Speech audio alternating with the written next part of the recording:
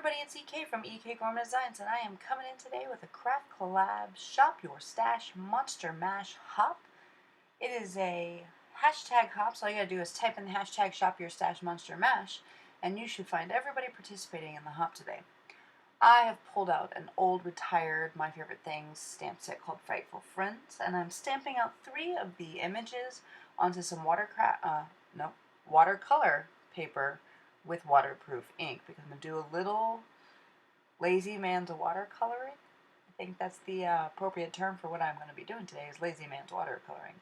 Let me zoom in here so I can show you how I play with zigs.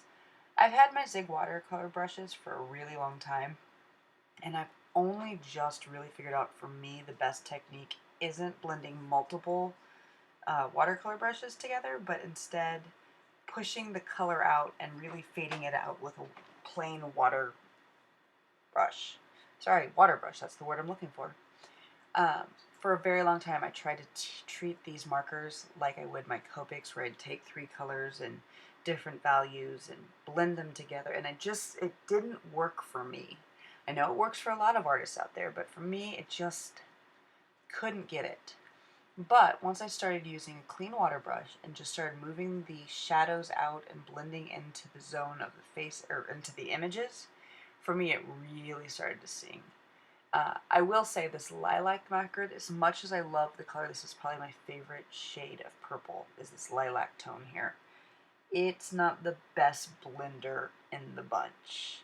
It got the job done simply by putting some of the marker onto my craft mat and enhancing what was already on the page. But you can see with this deep violet, boy, that color loves to be pushed. So when coloring my 3 little monster friends here, I wanted to make sure if I used a color once, I used it on all 3, so that way the 3 of them were clearly from the same family, going to the same event, and they coordinated beautifully. And I will tell you, we had a couple of little fun challenges with this Shop Your Stash. It was to use some monsters from your stash, and obviously I found them here in this old My Favorite Things stamp set. But we were also encouraged to use, let's see, what was it, black and purple. So I think I really nailed home with the purple in these guys, because I think Mr. and Mrs. Frankenstein get away with having the purple tones, and there's something elegantly regal about Dracula in his purple jacket. It's not really a jacket, it's kind of like an old school sweater vest, frankly, with a collar, but it works. I also wanted to make sure I included other colors that I feel really incorporate Halloween, and that's green and orange. So you're going to see me use the purple, the green, and the orange in this whole project, with the purple being the dominant color and highlights of that green and orange, just to set off everything. You can tell with my coloring technique how well the black pushes. Like, it really gets some low lights and highlights, and when everything dries, it does exactly what I want in shading for the color to do. So like I said, if you haven't tried just pushing around these markers with clean water, you really should try it, because there's some fun effects you can do with it. Now, I will tell you, while I'm sitting here coloring and getting these guys filled in with my teeny tiny little water brush, this is my favorite water brush, by the way. I'm fairly certain it came along with a watercoloring palette at some point, but it's so fine tipped and it's so teeny tiny. It is hands down my favorite watercolor brush. But I digress. I was going to share some fun hop information with you. There is a really fun giveaway prize for people who participate in the hop. It's from A Colorful Life Designs, and they have generously donated a $30 gift card for one lucky winner. As always, to be eligible to win, viewers need to like each video and leave kind comments along the way. Each comment is a chance to win. The giveaway will close October 22nd.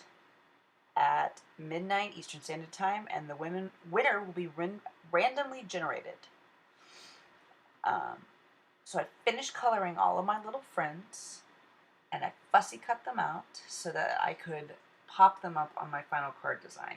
Now I've pulled out some Post-it tape, and I've set it on to some heavy duty cardstock. I will actually peel the Post-it tape away later, and it will leave behind a moon that I can enhance with color.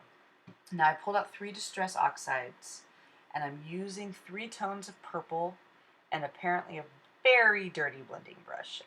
This milled lavender should have been a lot more purple, but it came out very grayed, probably because I had black soot left over on my brush from a previous project.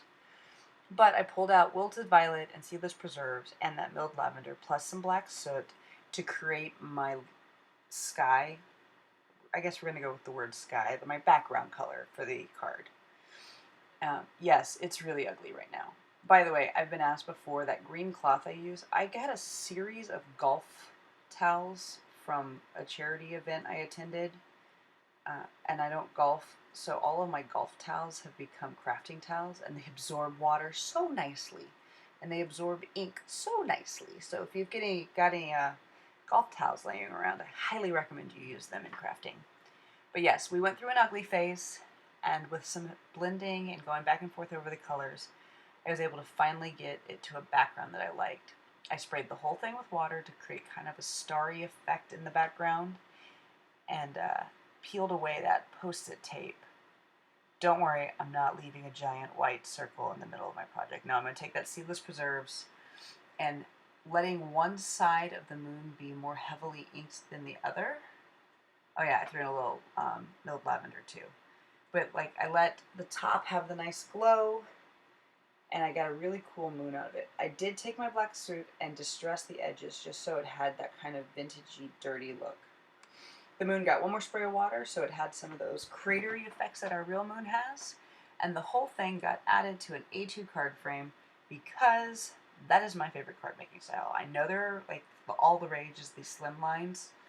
I like them, but they're just not wide enough.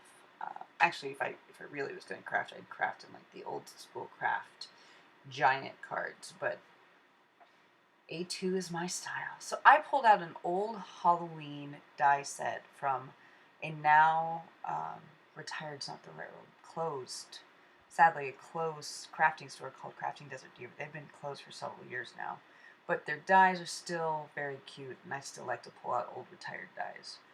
This is a 3-piece die set, and it's got the background trees with the haunted house, the pumpkins, and then the 4 landscape. And I die cut everything out, letting some bright persimmon, carved pumpkin be my pumpkin color.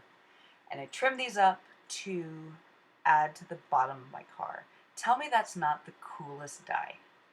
Like, I could leave the card right here with these 3 layers and walk away from the card and have a perfect Halloween card.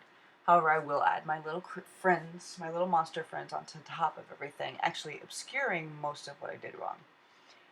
Yes, if you're wondering, I absolutely cut the die cut in the wrong spot for the card frame, and so I'm just cheating and pushing it back together because I always forget how low the dip of this foreground is, and yeah, I didn't have enough orange to cover it up. The white, I was going to leave it white. White was a mistake. So I pulled out some Pumice Stone and tried to gray up that foreground, and it was still too bright. So I actually pulled out a little bit more black soot and just kind of hit the corners with some darkness, adding to the moodiness of the whole effect. I'm not going to lie, I had a real hard time figuring out where to place these monsters because they're so big in comparison to the delicate die cuts. I didn't want to lose all the die cuts I had because it's a really cool little scene. So I never did figure out exactly where to place everything. I just kind of said, screw it, and put my 3D, they're not dots, they're squares, my 3D adhesive tape onto them. I love these little tiny squares though because it allows me to get all the little nooks and corners of a fussy cut adhered adhered well to my frame, to my card frame. So yes, you're going to watch me still kind of struggle with where to place him. And it's Dracula more than anybody who causes the problem because his wingspan is so wide. I wanted the house to show up. And I actually wanted to cover the bottom of the moon because there's that place where the ink kind of ran under the Post-it tape. So I let his head cover it up. And I put him on the top of the little hill. And I added Frank next to him so you could still see a little bit of that haunted house behind. And in order to get the Bride of Frankenstein onto the card, I let her feet hang off. And and just cut them away. It works. I still think the whole scene works, and maybe her dress is so long you can't see her feet. Finally, I pulled out a sentiment. Actually, it's not finally. I just pulled out a sentiment from the stamp set and added the Love You to Death because I think it would be a fun card. That sentiment works for sending somebody a Halloween card. Like, you don't send... You really, if you're going to send somebody a Halloween card, it's just to say you're thinking of them and that you wish you could see them on Halloween. So Love You to Death seemed perfectly reasonable. Now I'm finishing the card with some of these rhinestones. They're kind of a black face rhinestone, but they've got all this color in them. They're very cool. The backside of them's flat, and I can hear them on with my glassy accents. They're from Doodle's Paper Playground. I think they're one of their newer releases. And I think they make the coolest stars in the sky. So there we go. This is my Shop Your Stash Monster Mash project for this hop. I hope you genuinely got a spooking good time from it. Let me know in the comments below which of the 3 critters is your favorite. And until then, happy crafting, everybody.